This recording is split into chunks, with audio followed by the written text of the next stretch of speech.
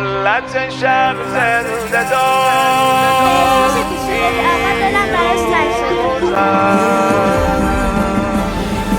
غربت شبهای کوفه، شکوه شبهای ایران، تفاوتیست ما بین پیمان و نقض پیمان.